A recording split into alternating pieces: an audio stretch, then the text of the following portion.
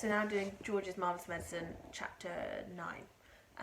Chapter 8, we found out what happened to Grandma with the medicine, and that he also managed to give the medicine to a hen and what happened to the hen. So, this chapter, and I wonder what you think is going to happen in this chapter when I tell you what it's called. It's called The Pig, the Bollocks, the Sheep, the Pony, and the Nanny Goat. At that moment, George's mother came back from shopping in the village. She drove her car into the yard and got out. She was carrying a bottle of milk in one hand and a bag of groceries in the other.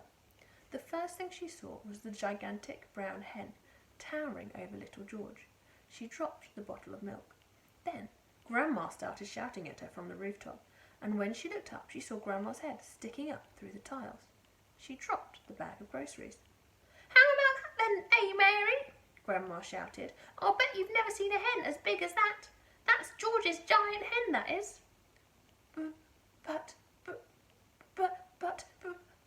But, stammered George's mother. "It's George's magic medicine," Grandma shouted. "We've both of us had it, the hen and I." "But how in the world did you get up on the roof?" cried the mother. "I didn't," cackled the old woman. "My feet are still standing on the floor in the living room." This was too much for George's mother to understand. She just goggled and gaped. She looked as though she was going to faint. A second later, George's father appeared. His name was Mr. Killiecranky. Mr. Cranky was a small man with bandy legs and a huge beard. He was a kind father to George, but he was not an easy person to live with, because even the smallest things got him all worked up and excited. So this is them seeing Grandma and the hen, George's mum and dad, the Crankies. The hen standing in the yard was certainly not a small thing, and when Mr. Cranky saw it, he started jumping about as though something was burning his feet. "Great heavens!" he cried, waving his arms. "What's this? What's happened? Where did it come from? It's a giant hen! Who did it?" "I did," George said. "Look at me!" Grandma shouted from the rooftop. "Never mind the hen. What about me?" Mr. Cranky looked up and saw Grandma. "Shut up, Grandma," he said. It didn't seem to surprise him that the old girl was sticking up through the roof. It was the hen that excited him. He had never seen anything like it. But then, who had? "It's fantastic!" Mr. Cranky shouted, dancing round and round. "It's colossal! It's gigantic! It's tremendous! It's a miracle! How did you do it, George?" George started telling his father about the magic medicine. While he was doing this, the big brown hen sat down in the middle of the yard and went cluck, cluck, cluck, cluck, cluck, cluck, cluck, cluck. Everyone stared at it. When it stood up again, there was a brown egg laying there. The egg was the size of a football.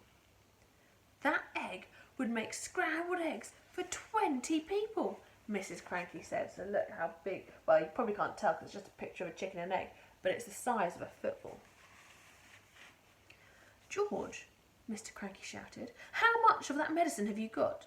"Lots," George said. "There's a big saucepan in the kitchen, and this bottle here is nearly full." "Come with me," Mr. Cranky yelled, grabbing George by the arm. "Bring the medicine. For years and years I've been trying to breed bigger and bigger animals. Bigger bulls for beef, bigger pigs for pork, bigger sheep for mutton."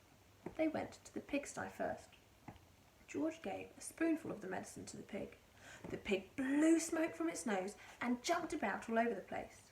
And then it grew and grew.